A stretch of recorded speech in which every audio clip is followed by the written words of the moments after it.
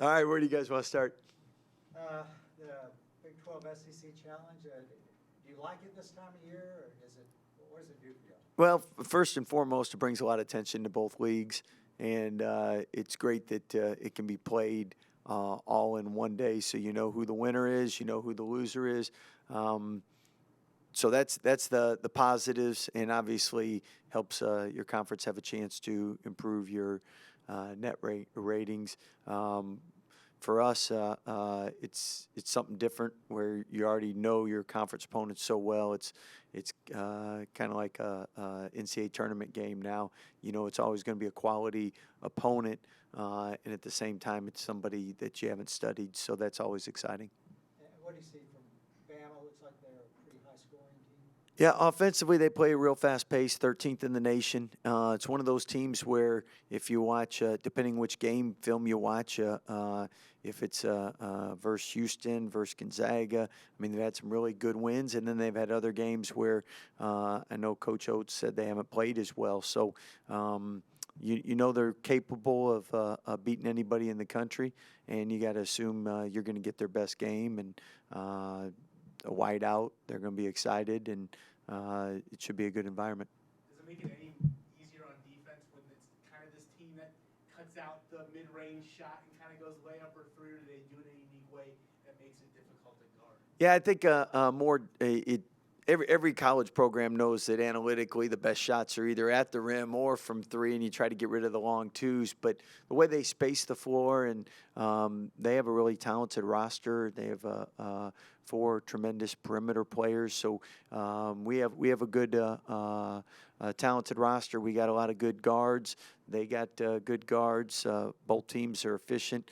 2 top 10 offenses in the country. We're 5th. I think they're 10th. So should be a good game, and a game in which who's ever doing a good job controlling the glass and taking away those easy transition points and second chance points will definitely have an advantage. You kind of touched on it, but they've sort of been a team that's matched who they're playing against as far as their level. With you guys being a highly ranked team, how do you kind of approach that challenge? And does that make you nervous at all?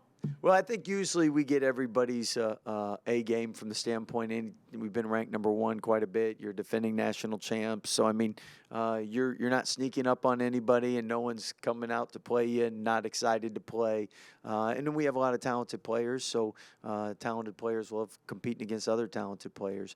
I think you know what Alabama's capable of, and you have to plan on them having their best game, and we got to be ready to do what we need to do to make things as difficult as possible on them. Coach, you talk about depth all the time and how big of an advantage that Yeah. is. Even without having James, do you think that's almost bolstered your depth at the guard position? Because we've seen guys like Dale and guys like that kind of step over the past few games. Well, definitely you have to have depth with the physicality and the tough schedule you play in the Big 12, because you're going to have people that are banged up. You're going to have people that are injured. Also, you're going to have nights where people don't shoot it as well or play as well. And then at the same time, whenever you do have injuries, it does allow other people to gain that valuable playing experience and opportunity to step forward and help the team. And we've had that happen, and thus we've been able to get wins. And when we get guys back, hopefully we'll be that much deeper a team because of it. Scott, this has been over a long stretch. Why are y'all so good in these games? Really credit to our past players and knowing the importance of representing the Big 12 and trying to put our best foot forward and being dependable. And at the same time, usually we play really good teams, and our players know they have to play well to win. How is James doing? I know before the last game you said you thought you were going to have him back, possibly. Yesterday looked good. Today we'll find out. So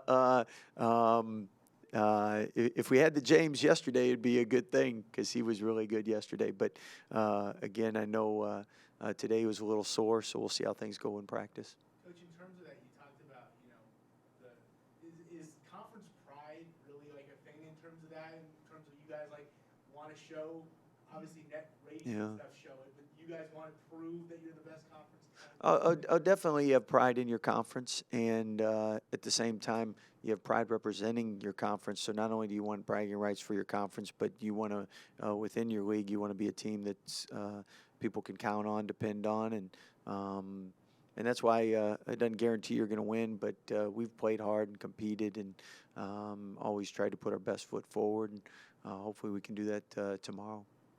Scott, their top scorer, Shackelford, what does he bring? A lot of points. He's a really good shooter, and because of his ability to make long threes, obviously you close out, and that opens up drives, and he does a good job getting to the free throw line as well. But he's just really gifted a scorer, and one of the best scorers we'll face all year. Anything else? Did you watch the last Chiefs game and happen to see Mark Vital's little moment of fame there on the sideline? I saw the tweet of it, but unfortunately I've been breaking down film during the year. You don't get to watch much NFL, so would love to see him in the Super Bowl though. Thank you, Scott. Thank you guys, appreciate it. Jeremy, how's your ankle? Is it feeling pretty good? Yeah, it's feeling good. You know, it was very exciting to be back and be with the team and everything, and it's really good. It feels good. Did it take much for you to get back in the swing of things, or did you feel like you could jump right in? Or? I was actually surprised. I feel like I just jumped in. I think it was really like smooth process. I had a lot of help from Dave, our athletic trainer, and just everyone like believing in me. It was great. It was great to be back. Were you nervous at all, or were you confident when you went out there? I was confident. I wasn't really nervous. You know, I had my team behind me, and even the crowd was behind me. So I felt really like, you know, welcomed, and you know, the support was there. So. So you did notice that, because like there was a guy sitting next to me, and he was like, "Why are they cheering?" No, I did notice it. It was real loud, and especially when I watched it back. Yeah, it was great to see that. Jeremy, what was the time off like in terms of, you know, not being able to like participate in playing games and stuff like that? Right. It was difficult. It was difficult for sure. You know, watching my team play and everyone, you know, having fun. And it was a shame I couldn't help. But you know, it is what it is. I can't really change it. I can't control it. So I just tried to get back as quickly as I can. They gave you a chance to try out all the fits for the sideline. Right. Exactly. Yeah. I know you saw the fits there. So I tried to wear something. Dale, going outside of conference this weekend, going to Alabama, do you like that? Is it a good challenge for you guys? Yeah, I think it's a good challenge. You know, Alabama's a good team, and we're ready to take on the challenge. So, What do you see in them, or how much have you looked at them? we've seen some film. They're very athletic. They get up and down, and they can shoot the ball. So, good challenge for us. Dale, for you, I mean, how much more comfortable are you in the system, especially getting all these extra minutes with James being out? How much more comfortable are you now as opposed to even maybe a month and a half ago? I think I'm getting more confident every game. You know, my teammates believe in me, and the coaching staff believe in me. So I'm just taking what they give me, much time as I get in the game, whether that's 5, 10 minutes, whatever. How many minutes I get, I'm just gonna take advantage of that and do my job. What were you seeing and how were you feeling in the last games? It felt like sort of a breakthrough game for you. I was just playing free, and my teammates told me to just continue to be aggressive, so that's what I did. Jeremy, y'all went on the road to Oregon earlier this year, playing a game away. Does that help going into a game like this? I think so. That was a really good test for us against Oregon, and you know, being away in a crowd like that is gonna always test us. So I'm guessing tomorrow's gonna be like that too. They're about basketball, so it's gonna be a really good game, and I think we're ready. Jeremy, what's the difficulty in defending a team like that that's very three-point reliant? It seems like they almost essentially cut out the mid-range jumper altogether. Right. I think it's gonna be a interesting matchup. I think they play really similar to us. So I think, you know, we've been practicing against each other for a long time now. So I think we just have to be focused and ready for anything.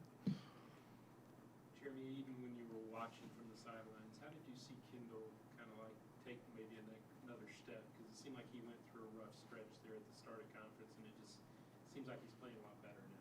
Yeah, I think Kendall's a very mature player. You know, we all go through ups and downs, and it's not always going to be perfect. And I think he's just been, you know, keeping his head up, working, getting in the gym and just working. And I think he's been doing great. Anything else? Thanks, guys. Thanks, guys. Thank Good you. luck.